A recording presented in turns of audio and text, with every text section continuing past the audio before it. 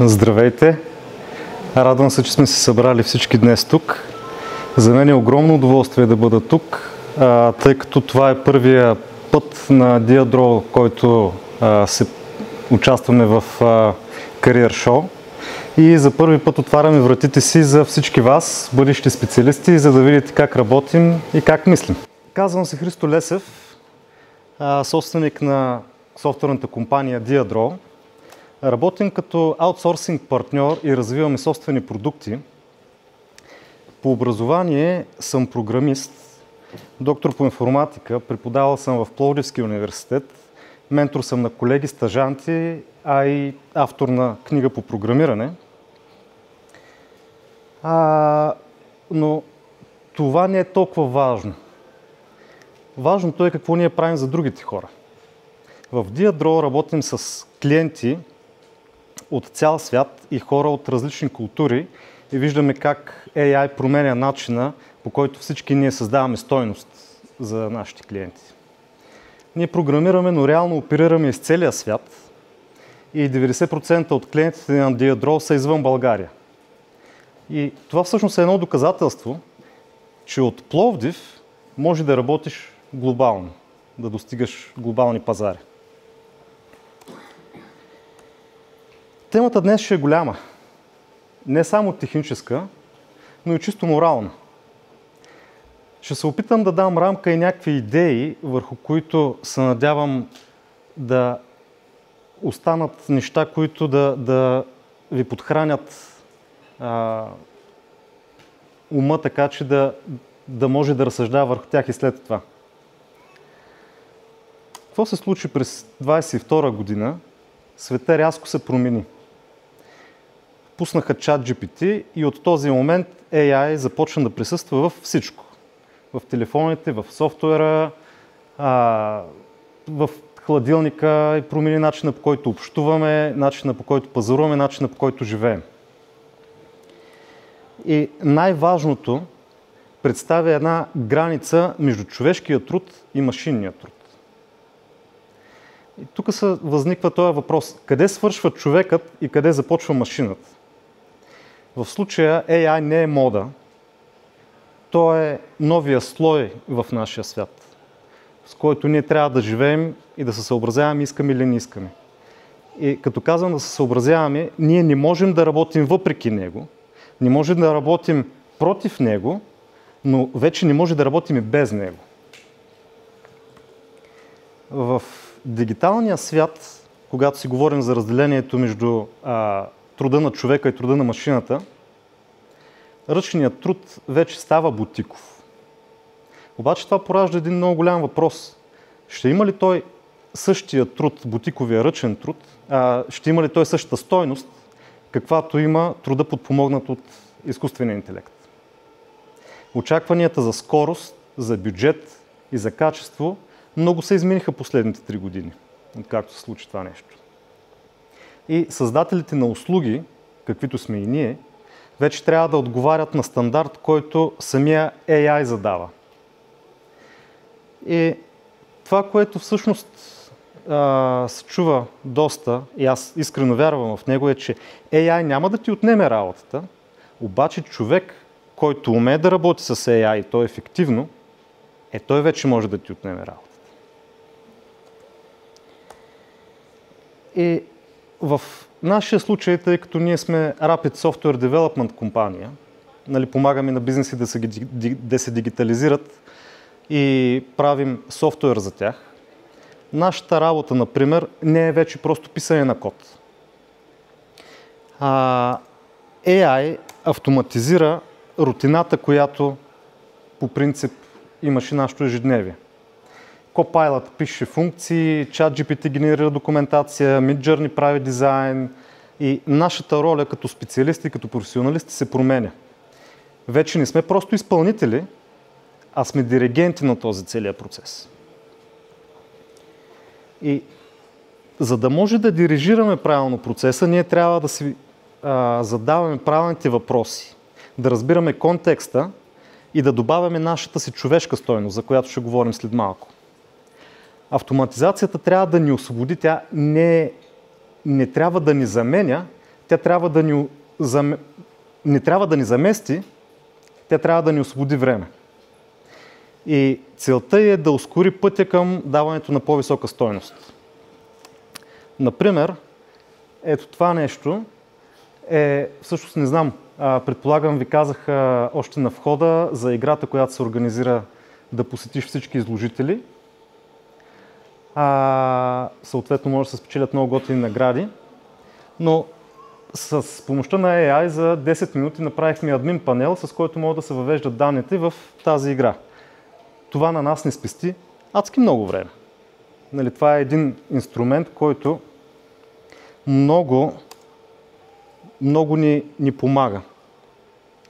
Съответно обаче, когато си говорим за конкурентно предимство, нали, трябва да си кажем какво вече не е достатъчно.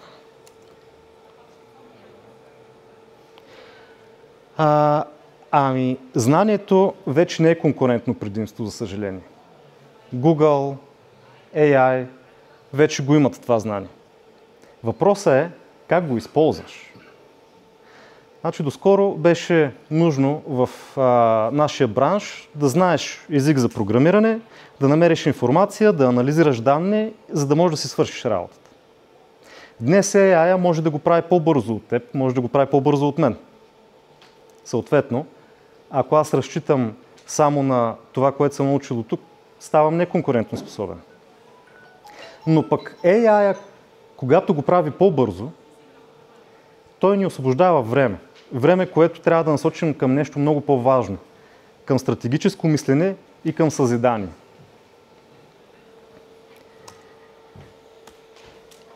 AI владее технологията, обаче човека притежава нещо, което машината няма. Осъзнат избор и лични качества. От изпълнители трябва да се превърнем в ръководители на AI и това всъщност е новата индустриална революция, която тече в момента във всяка една сфера. Няма сфера, която не е засегната от нея. И за това сега ще споделя трите качества, които според мен ще определят успешния IT специалист в следващите няколко години. И това си мисля, че са креативността, адаптивността и критичното мислене. Креативността. Защо креативност? AI е катализатор. Той не е визионер. Той няма въображение, няма мечти.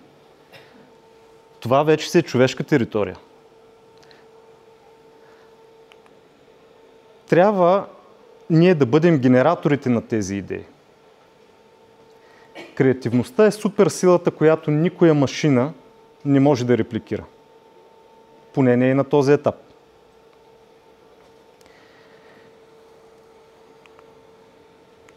Адаптивността. Факт е, че технологиите се променят на всеки 6 месеца. Ако не се адаптираш, изоставаш. Както казваше един приятел, животът е ескалатор, който постоянно върви надолу и за да стоиш на едно място, ти пак трябва да се катериш. Ако искаш да вървиш по-бързо по-нагоре, трябва да се катериш 2 пъти по-бързо от ескалатора. Така че, ако си говорим за програмиране, това, което аз бих посъветвал е не се фокусирайте само върху един език или рамка или една технология. Вече правилата на играта са учи как да учиш, понеже на всеки 6 месеца колелото се завърта и нещата се променят. И образованието вече не приключва само в университет. Това е един постоянен процес.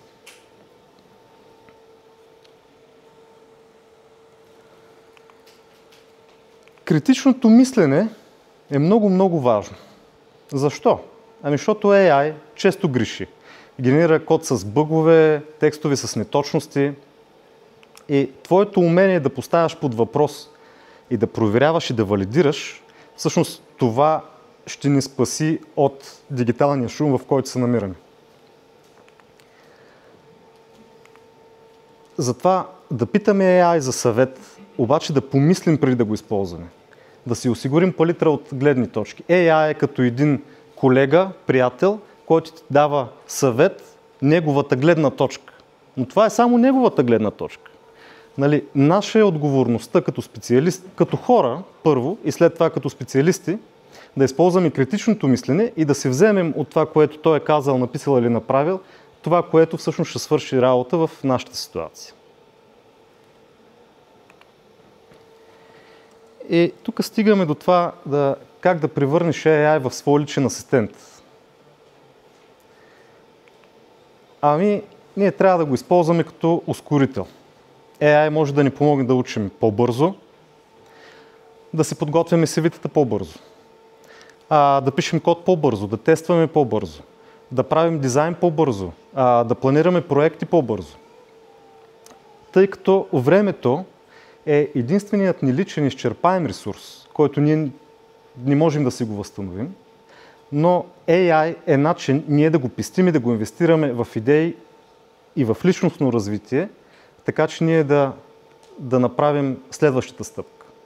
И за нас като личности и като цяло. И в случая, примерно, AI ми помогна да намаля презентацията от 20 минути, така че да мога да се вместя в 10 минути. Във времето, което имаме.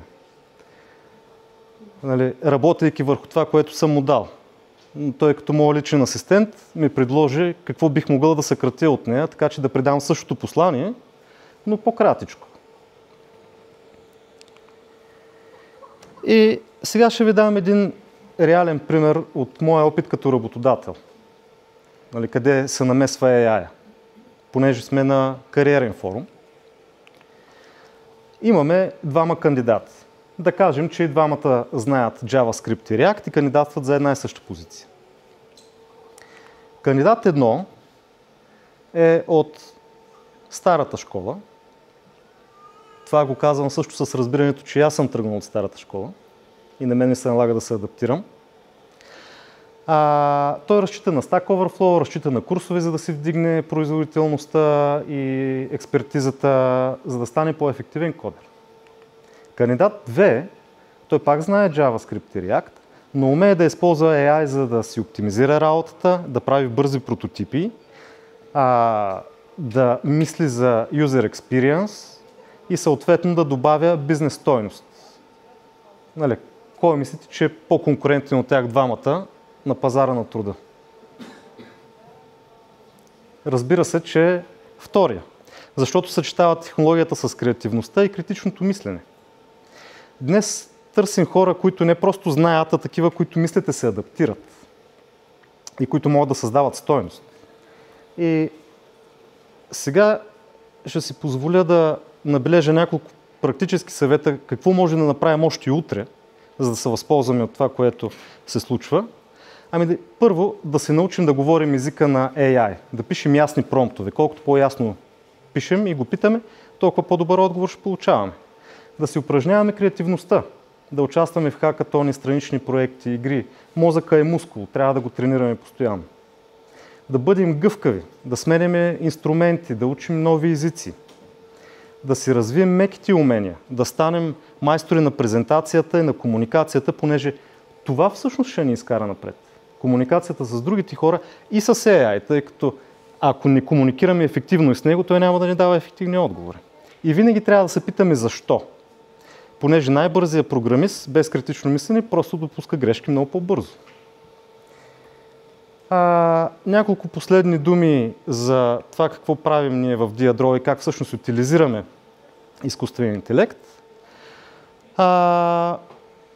В различните проекти, от това да предвиждаме емоции на потребители в някои от платформите, които правим, до това да предвиждаме доставката на водни количества за бъдещи периоди от 5 години напред или да оптимизираме бизнес процеси. При нас е вече част от работния ни ден, а не е бъдеще. Затова си имаме вече позиция AI Researcher и успяхме да спонсорираме първата международна олимпиада по AI, която се проведе в България миналата година в Бургас. И накрая, какво е нашето конкурентно предимство? Значи, в времето, което се намираме в момента, не печелят тия, които знаят всичко, а тези, които използват технологиите, за да дадат повече стойност. Работодателите в момента търсят хора, които носят идея, енергия и гъвкавост. И AI е само инструмент, истинското конкурентно предимство всъщност си ти. В финала аз искам да ви благодаря за вниманието и за интереса. Залата е почти пълна. И за мен беше чест и удоволствие да съм тук днес и се радвам, че виждам толкова много хора, готови да мислят смело.